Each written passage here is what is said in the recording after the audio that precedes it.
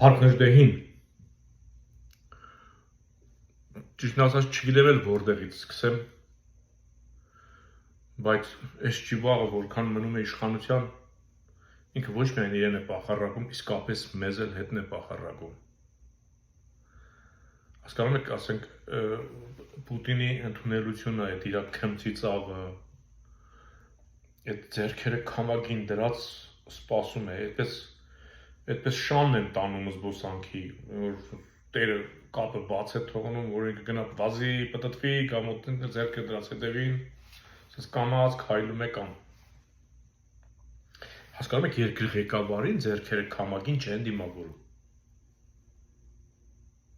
Պուտինը հասկացրեց, որ իր շնիկն է եկել իր մոտ։ Ես չեմ հորինում ինձանից, ձևն է այդպես։ Դրա այդ շփոթված լինելը անգամ, հասկանում եք, երկու անգամ մենակ կադրերում, չէ, արողակարգ են, որ բարևում է, դու ասում է դե բարձրանանք, ոնց որ գիտի թե հեսա պետք է միասին բարձրանան վերև, ինչ պետք է անեն։ Ասում է, քանի բան մարդ չկա, արի բարձրանանք հարցերը միանգամից։ Մեն ասում է, չէ, գնա էլի մարդ կա, էլի մենակ դու չես։ Այդ թուրքի փափավը, ասում եք, երբեք չի կրել ինքը։ Ես համոզված եմ, որ Ալիևը ոչ միայն իրեն պարտավորեցնում է, որ մեր ինքնությունը, մեր մշակույթը, կրթությունը, պետականությունը ավիրի, նաև պարտադրում է, ասում է, այդ փափախը գլխիցդ չհանես։ Շոկ կլինի, անձրև կլինի, քամի կլինի, կարկուտ կլինի, այդ փափախը պետք է գլխիդ լինի։ Ես համոզված եմ, որ ինքը Աննայի հետ գիշերը ննջարանում քնում է, այդ փափախով է քնում Աննայի հետ։ Ես կարող է եւ տեսախցիկը դրված եւ Ալիևն այն ասում, գլխիցը թանեցիր, գլուխդ կկտրեմ։ Սրանց թվում է, որ իրենք այդ թուրքի փափախը դնում են, ժողովրդի աչքի ուզում են սովորեցնել, որ թուրքը լավ երևույթ է, չէ։ Մենք չենք փոխվելու, ինչքան էլ ասես Նիկոլ, ինչքան էլ Ալիևը այդ որ դու շարժում ես անում, հետևիցդ մտցնի, որ գնա ասա, միևնույն է, մեզ քրիստոնեությունը չփոխեց անգամ։ Հասկանում ես, մենք իրեն փոխեցինք։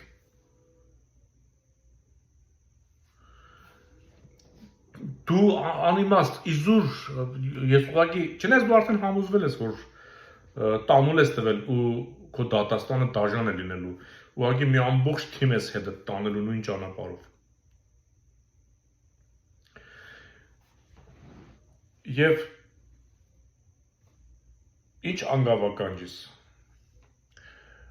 Մեր երկրում, չէ, ամեն օր մի նոր օրենք են մտցնում ի պաշտպանություն իշխանության։ Քանի որ իրենք հանցագործություններ են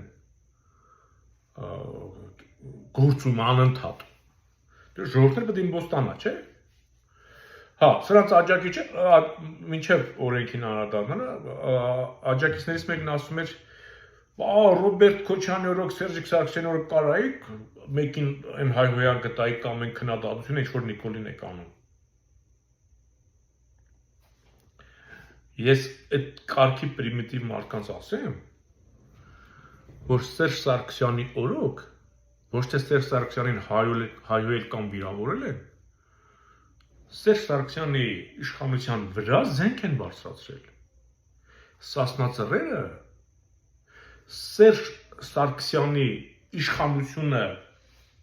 ասենք, ոստիկանապետություն էր այն ժամանակ էլ, հիմա էլ։ Այն ժամանակ, բայց այսքան հզոր չէր ոստիկանը, ասենք, տենց ազատ չէր ոստիկանը այդ կարգի։ Նրանք էլ էին բռնություն անում, իհարկե։ Սասնա ծռերը ոչ թե վիրավորել են Սերժ Սարգսյանին, այլ Սերժ Սարգսյանի մահակը ձեռից խլել էին ոստիկանական գունդը 10 օր։ Ոչ թե ուղղակի թեթևնս քննադատել հայհոյել էին, զենք էին բարձրացրել։ Փիսոներ, զոմբիներ, որ հասկանաք։ Սերժի օրոք կարող եք սեզ բանել։ Հիմա տեսեք, ինչ են անում։ Մի կողմից սրանք ամեն ինչ ավիրում են, չէ՞, ասենք Ալիևի հրահանգով օրենք են փոխում, ուզում են սահմանադրություն փոխեն, ոստիկանի արտոնություններն են շատացնում։ Մենք հետընթաց գնում ենք բռնապետություն, այսինքն թագավորի կամ կայսրի կամ արքայից արքայ ժամանակներ, այն ժամանակ էլ ռամիկը կամ ճորտը իշխանի արած բաներ, ասենք եթե իշխանը սխալ բաներ անում, մի իրավունք չուներ բողոքելու, որտեղ իրենք գլխատեին։ Օրենքը դա թագավորն էր, իշխանն էր։ Կապ չունի, դու ճիշտ ես թե չէ, եթե հանգարց բողոքում ես, քեզ կարող են մահապատժի ենթարկել։ Հիմա սրանք գնում են դրան։ Եթե ասենք իրենք ասում են Արցախն Ադրբեջան է, դու ասում ես չէ, ասում ես օրենքով մտցրել ենք, մենք ճանաչել ենք, եթե չէ, քեզ պատասխանատվության ենք ենթարկում։ Դու Հայաստանի դիրքորոշմանը դեմ ես, ասում ես Արարատը Թուրքիա, ասում ես չէ, չէ, ոնց մենք պետությունը օրենք է մտցրել, որ դա այդպես պետք է լինի։ Մեր սահմաններն այսքանն է, դու իրավունք չունես ուժ, հասկանում եք, այսինքն մենք ինչ ես ասում, թաղապետին եթե մեկը վիրավորում է, կարող ծեծեն եւ դա այն ոնց որ նախնադարում չէ, իշխանին ոնց թե կարող իշխանը գցեր քաց ու սատկասներ ու հələ մի հատ էլ իրան մեղադրեին այդ ռամիկին։ Ես չեմ ուզում արդարացնեմ այդ ծեծվողին, հանգարց չմտածեք, որ ես նրան արդարացնում եմ։ Եվ նրա պահվածքը, եւ մյուսի պահվածքը, նա որպես ավականու անդամ իրավունք չուներ իրեն այդպես դրսևորելու,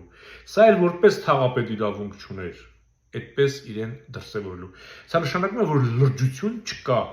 ոչ մի շերտում լրջություն չկա, պետությունը անլրջության մեջ կործանում են։ Եվ անօրինությունները, որ եթե թաղապետ է ու իրան մեկը վիրավորես, կարա ծեծի, դարձնում են օրենք։ Եթե վարչապետն ասում է վերջ, էլ Արցախը քոնը չի, հենց ընդդիմացար, քեզ պետք է օրենքով պատասխանատվության ենթարկեն։ Դու հակասում ես պետության բան որոշումներին։ Պետությունն էլ Նիկոլն է։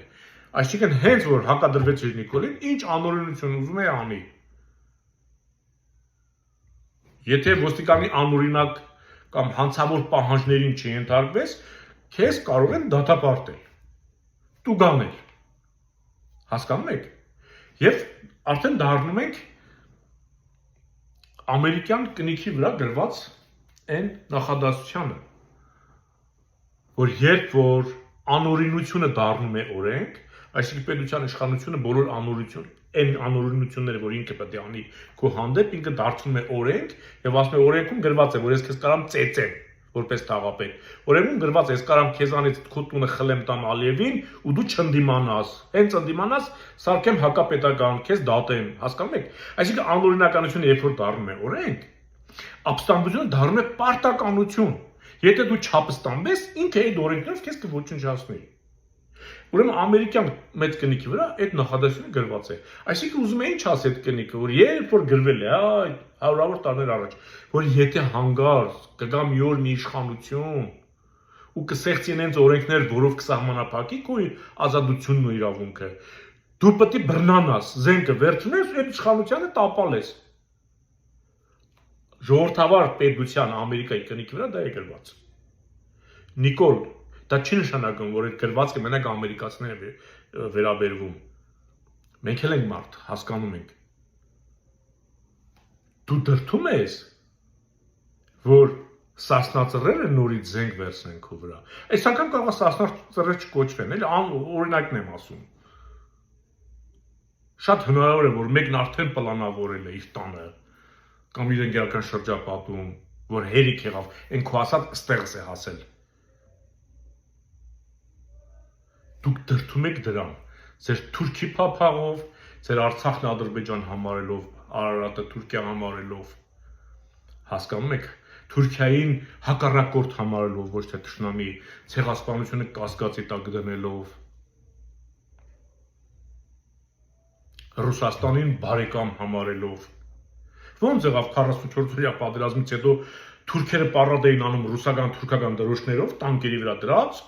ուրախացել են համ ռուսների դրոշներ, համ թուրքերի, համ ադրբեջանցիների։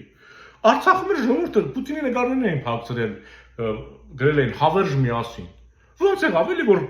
եւ պարտվող կողմը եւ հաղթող կողմը Պուտինի նկարներով կամ Ռուսաստանի դրոշներով է շարժվում։ Այդպես բան լինում է։ Այսօր